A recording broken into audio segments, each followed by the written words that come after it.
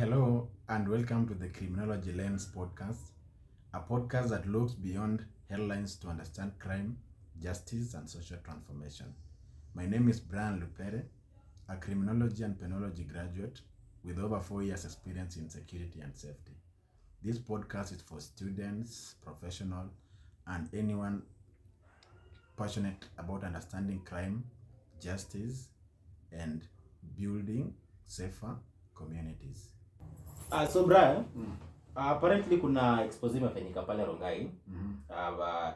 Surrogate mothers wanapelekwa in some house, then wanalipwa like a stipend for that whole process.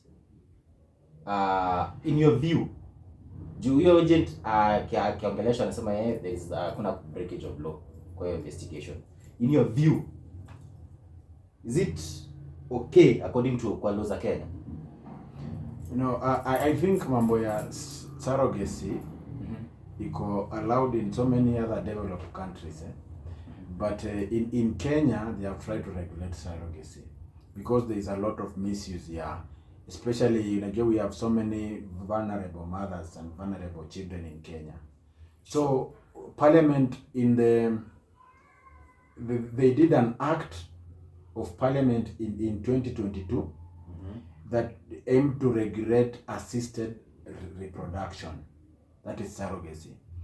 And having done that, they wanted the government to oversee this process so that there is no exploitation. So kwa assisted reproduction ikakuwa wakai kama sheria zao. Is the first method. Kwanza inafaa a surrogate mother must have first of all akuwa ameshawa izaa.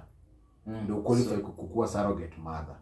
So Kauja you can't, according to the law. According to the bill, the assisted reproduction bill of 2020, I think 2022, ambayo imekuwa ratified in 2025, I guess.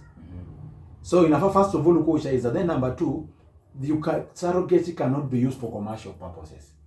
Yeah, apparently wanalipwa 300k above plus hapo 300k. So huwezi tumia hiyo surrogacy for commercial purposes. Inafaa kuwe altruistic.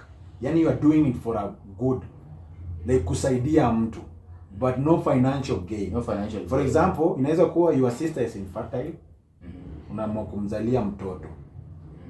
Bure tu hivyo. Si ati I'll pay you nizalie mtoto. No, not that will pay you. Number two, that is number one. Number two, assisted reproduction should not be advertised. Haufai venye nasikia kuna maagent TikTok. Ukitaka nini tuko na surrogate, that's a crime. It should not be advertised. And by the way, to just underline the seriousness of that crime, do you know how much fine you will pay serikali ikikupata una advertise ama una break hizo assisted reproduction laws of 2022? Do you know how much you are going to pay? I don't know. Up to 10 million fine. 10 million. Ama so this is who's paying? The mwenye ana offer ama mwenye anataka ku... No, the fine now, because it's a crime now. When you commit a crime, ukishikwa now, for you to be kuachiliwa, you must pay a fine of up to 10 million Kenya shillings. So the person who's doing it, the culpable, the criminal, like the accused person. So huyo mwenye amewa contract 10 million ama 10 years. Huyo mwenye anawa contract ndo analipa 10. Huyo mwenye ana facilitate your process. Sasa yeye ni victim. Yeye ni victim. Oh, yeye anakuwa victim. Si ndio? Yeye ni victim. Sababu, if you are doing a business, then you should understand the legal requirements behind it. For example, ukiandika watu kwa duka yao na uja comply na KRA wakuja kufunga, watashika wafanyikazi pia? No, of course watakujia. But at the same time they say ignorance of the law is not defense. True. Yes, it is imperative upon Kenyans to understand before they commit themselves, because this is a lifetime commitment. And now that these crimes zinafanyika in uncontrolled environment, kuna exploitation. Exploitation. So it might even lead to death. So it is a very serious offense, by the way, that because now, for example, if you are advertising surrogacy, na kuna hii issue ya human trafficking and child sex trafficking, You know, when you are a surrogate, you give birth.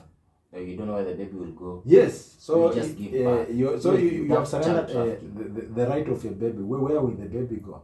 We are people when you wananunua watoto wadogo. So it is a crime, as you ask. It's a crime and it's punishable by law, and it has been regulated by an act of parliament. So huyo mama wa Rongai,